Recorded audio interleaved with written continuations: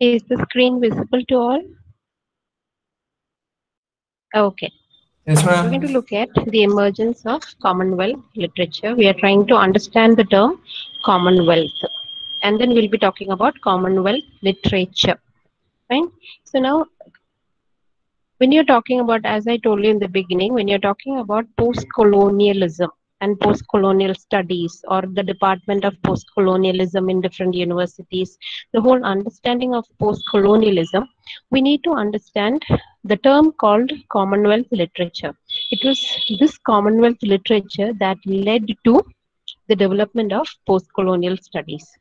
So first we are going to look at what is this Commonwealth literature, or what was the criteria using which various critics they clubbed together the literatures from all these various countries which were which were earlier under the British rule. So this term Commonwealth and Commonwealth literature, it was in fashion, in vogue, as in fashion, in use since the 1950s. So this was spoken of and used by academics in many universities in the West. So this particular term, it describes the literatures. It's not just one kind, many kinds. Literatures in English coming from the countries with a common history of colonialism. So all these countries are unified and united by their shared common history.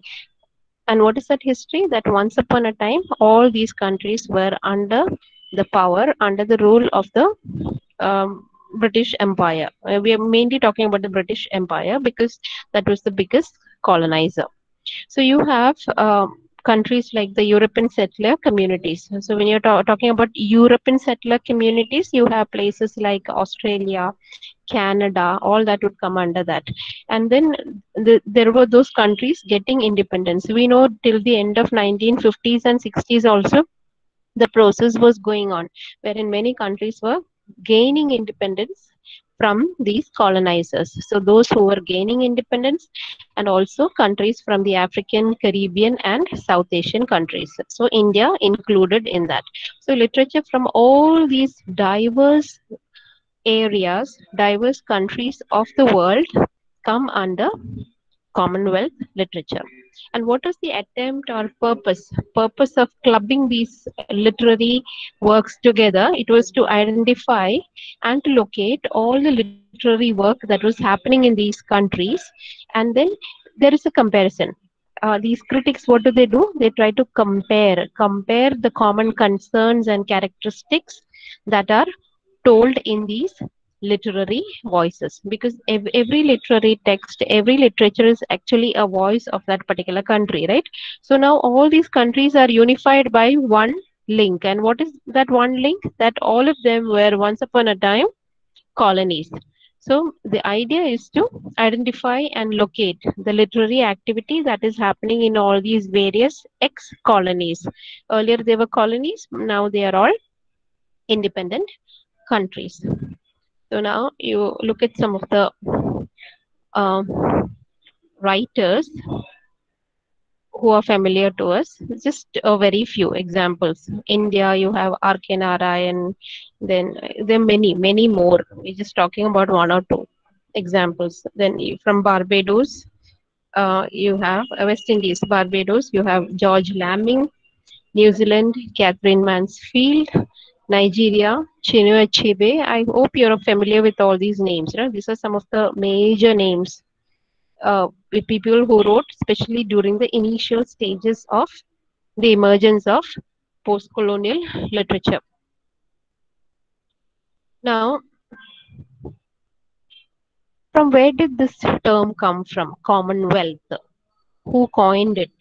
Where exactly do we find the beginning of this whole idea of this all, this union of all these countries which were once upon a time under the British Empire to be clubbed together as Commonwealth countries?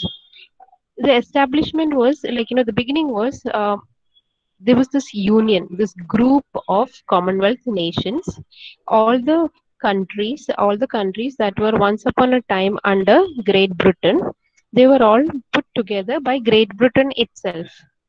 and that was known as the British Commonwealth of Nations. The British Commonwealth of Nations. This was before these countries becoming independent. Please remember that.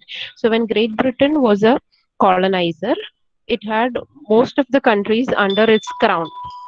Most of the countries under its crown. So what they did was they established this charter of nations, charter as in a group of nations called Commonwealth of British Commonwealth of Nations.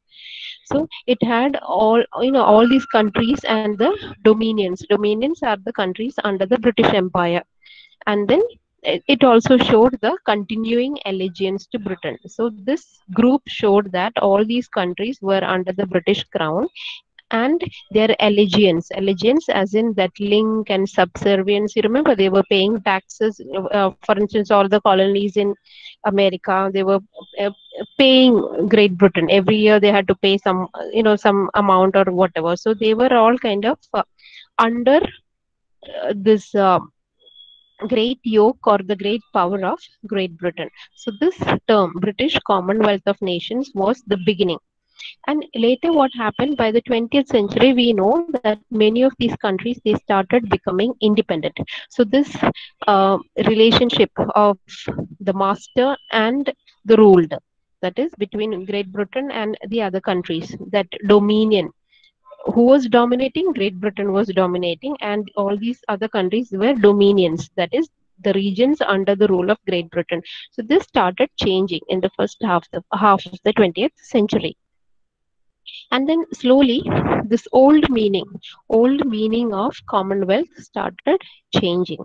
Earlier, if you remember, the title was British Commonwealth of Nations. So later what happened, once the country started becoming independent and breaking away and fighting against Great Britain, that term was dropped.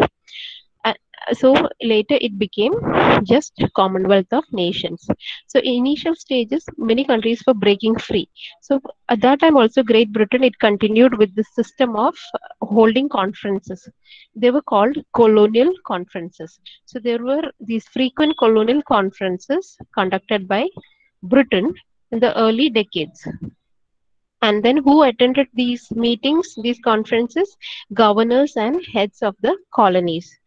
So the ones who broke away and went, they didn't take part, or they were not much a part of this. But then the governors and heads of the colonies were expected to attend the colonial conferences. And please remember that British was dropped from there. And later in 1907, these conferences were renamed as imperial conferences.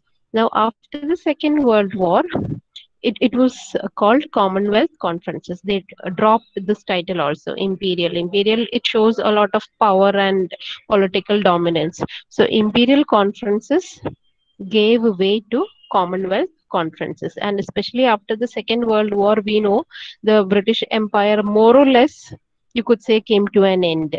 So this group, it consisted of heads of state of the newly independent countries, which were no more under Great Britain, but still they came under a common umbrella, wherein in the belief that they all had something in common with each other. Now, now, what is this Commonwealth?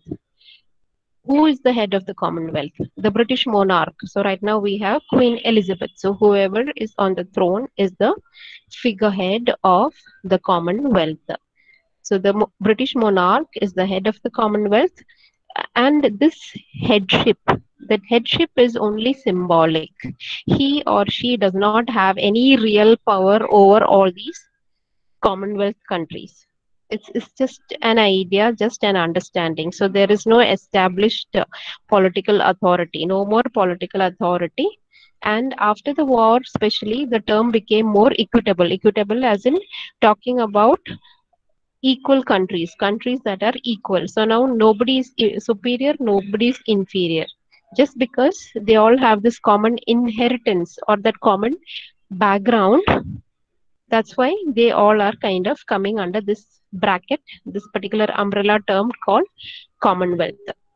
So it can be seen as an association of sovereign nations, sovereign as in independent, and republic nations without deference to a single authority. Deference as in paying, you could say, subservience or paying respect to a single authority. Earlier, this was there, paying respect, paying taxes, and becoming subservient to one authority, that was Great Britain. But now, later, after the World War and all, this became more or less a relationship between equals, or it was assumed that there is equality.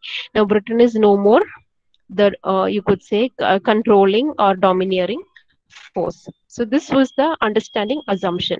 So there is no constitution, there is no legal authority, and membership is not compulsory to be a part of the Commonwealth of Nations. So Ireland and Burma, they left the group in 1948. So they are not part of the Commonwealth anymore. So there is no force. It's only if you want to come together that they can come to the group and then conduct whatever activities. For instance, the Commonwealth of Nations, they have conferences every year, international conferences in various fields, literature, education, sciences, it happens. And we also know Commonwealth Games, the sporting event, even that is there. Some countries are part of it, but some have decided to stay away. So that's the history of the term Commonwealth. So nobody's inferior, nobody's superior. It's just an idea. An idea. There is no written constitution, and Britain does not have any authority, any legal authority over anyone. And again, you cannot make use of force. Now, moving on. Now, when you're talking about Commonwealth literature, when you're talking about Commonwealth literature, there is a problem. Why? Because there are certain things that are sticking out. There are certain things that cannot be actually accepted as equal or common. So, how common is Commonwealth literature? That is the question. So, like Canada was a colony, so was India. But then, can you really compare India with Canada when you're talking about the political system, maybe, or maybe you're talking about the economic situation in both the countries? There's simply no comparison, right? So there are certain things which we need to keep in mind. So initially they assumed, it's very easy for these professors to sit inside the college campus or university campus and think and write about theory, whereas the reality may be different.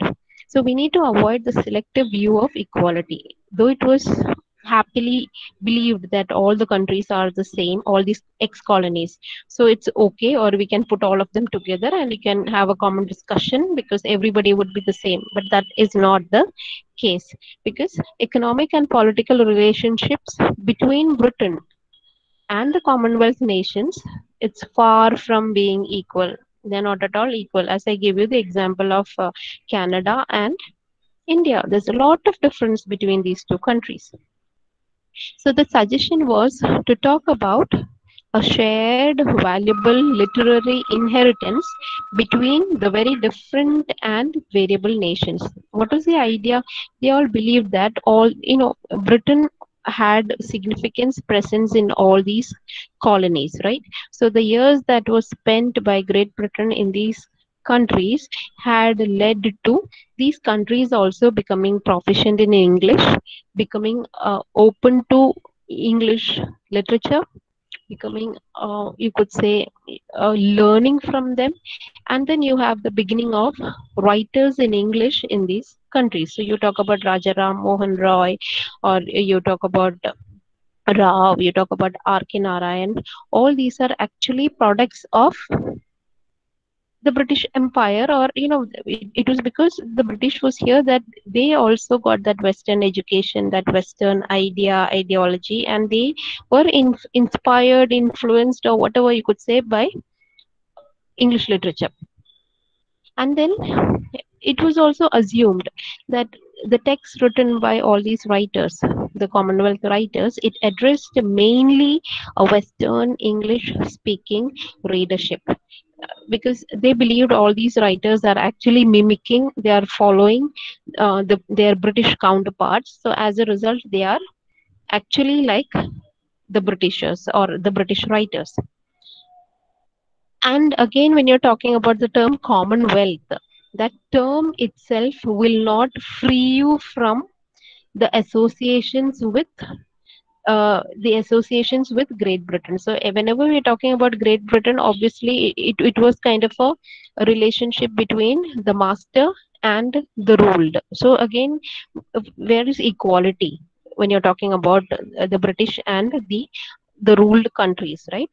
So this term was not free from the more older and imperious as in that using power, the political clout connotations of the term Commonwealth. So we are going to look at many of these problems in the use of the word Commonwealth literature. One is assuming that all the writers have inherited whatever was given by Great Britain. Another assumption was all these texts written by people from writers from these Commonwealth nations were mainly keeping in mind the Western speaking readership. Then again, that superiority of Great Britain was somehow or the other ingrained into the psyche of the people. And then again, there's this assumption. Assumptions are ideas, not the reality. That idea was that there's a relationship between literature and the nation, which is correct to a great extent. And they also said that local literature, it started blooming in these colonies along with the development of a nationalist sentiment. So there was these critics. We are talking about the early critics, okay? Early critics who are trying to understand Commonwealth literature. So they said that local literature did not exist there. It was only after the British people went there that they started writing, and even the local literature, the growth and development of local literature could be seen coinciding with that nationalist movement. It was only because of nationalist movement that many countries had this freedom of fights and struggle for freedom and then becoming free. But there are fallacies. Whatever these critics thought actually is not the truth. It was only a very limited way of understanding by these early critics. And these people, they stressed on identifying a common goal shared among different nations that went beyond the mere local affairs. So these critics, what they did was actually they were trying to read the literature from these Commonwealth countries, looking for universality and timelessness. See, as students of literature, by the time you come to third year, you know what are the hallmarks or what are the touchstones of literature. There are different people who are given different touchstones, right? That hallmark of literature. Many talk about universality. That is, great literature is that which stands the test of time, and it talks to the common human emotions anywhere in the world. And that's why we keep on putting Shakespeare right up there on a pedestal. Why? Because he speaks to people across centuries. So even after 400 years of Shakespeare, we still value him, venerate him. We have revisions of Shakespeare, we have re-revisions, yeah, the canon formation. So they're talking about mainly the English canon, and they're using the English canon to measure as well as evaluate people from the Commonwealth countries.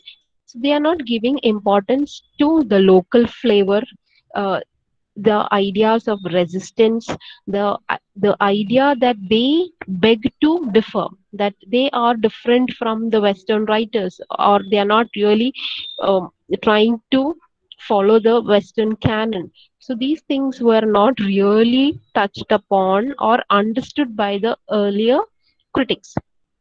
So they stressed on identifying a common goal that was there among the different nations, and they wanted to look beyond the local affairs. They did not give any importance to the local affairs that was happening. So they assumed, and the they that we're talking about is the early critics who were trying to slot literatures from these countries under the common umbrella term Commonwealth literature. So they assumed to deal with different communities with a common set of concerns, and they want, they talked about reaching across national borders and dealing with universal concern, the English canon, the English literary canon.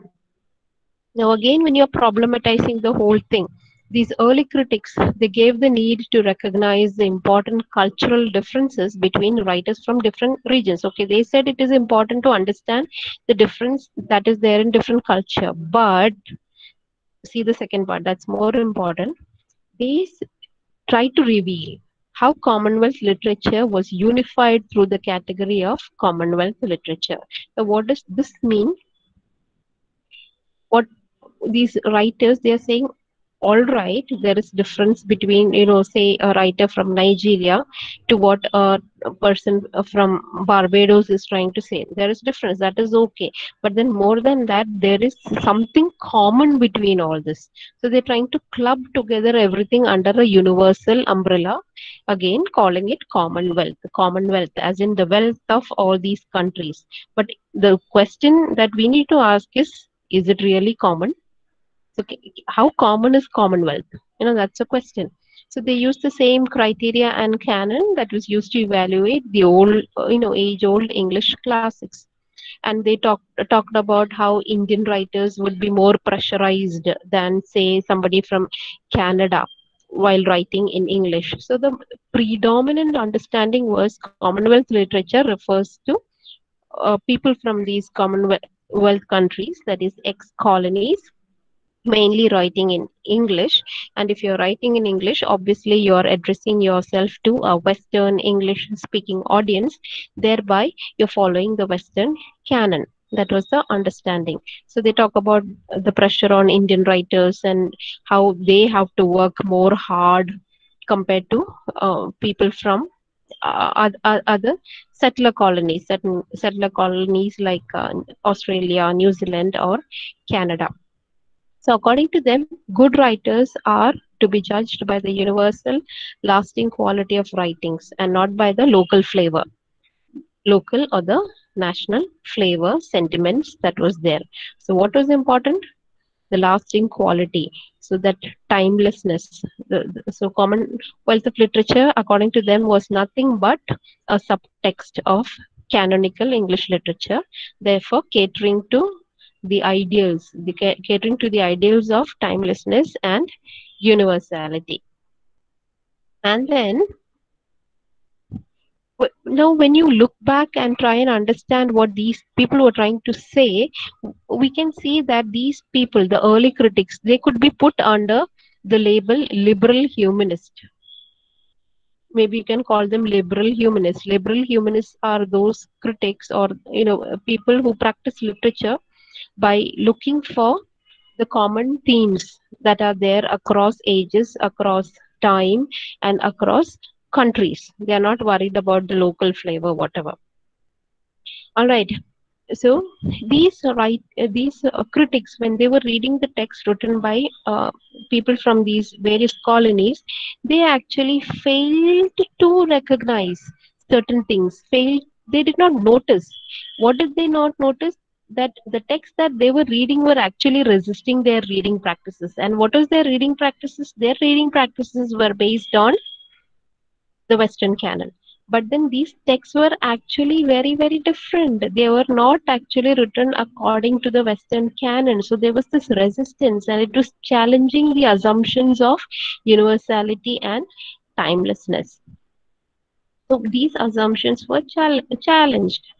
For instance, you talk about 100 Years of Solitude, or you talk about Garcia Marquez, right? The kind of works he writes, even Chinua Achebe, they're all very topical, and talks about a particular experience in the whole history of their particular country. But then these Commonwealth critics, what were they doing? They were looking for these assumptions. What assumption of what? Universality and timelessness, and they were not considering the historical, the geographical, and the cultural specifics. So they wanted these texts to confirm, that is to follow a critical status quo. Critical status quo as it no change, same rule applies for everything, same size fits everyone. So they wanted to read every literary text that emerged from these countries based on this critical status quo. So they were overlooking the resistance, the experimental elements, the novelty, the local focus. All these things were overlooked. They found all these things very exciting. Okay, it's very nice to read, uh, all these experimental kind of stuff. But then what would they do? They would try to limit and restrict these readings by making use of the English literary canon, that is looking for universal themes, and safely all these contradictory readings as well as the resistential readings, they were kind of put away. And then they would try and label all these works as one lot, all of them almost the same, and how they were following the English literary canon.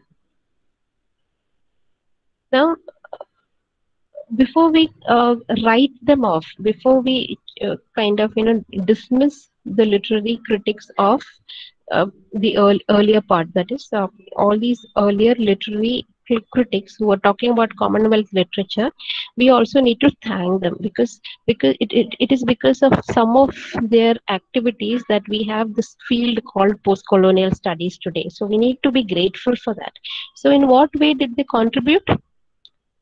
Just because they were able to create this new identity, Commonwealth literature, they were the ones responsible, or they were the ones who were instrumental in establishing this as an important category of artistic endeavor. Earlier, people never thought about it. So at least a new identity was given to the writings of these writers who came from these various Commonwealth countries.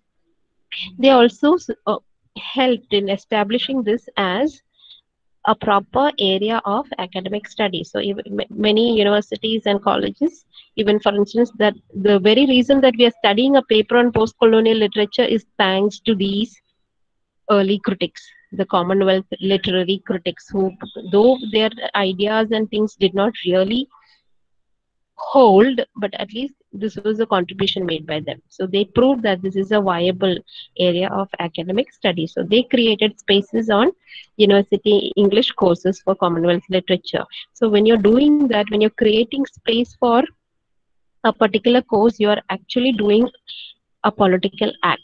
So this became a very important political investment.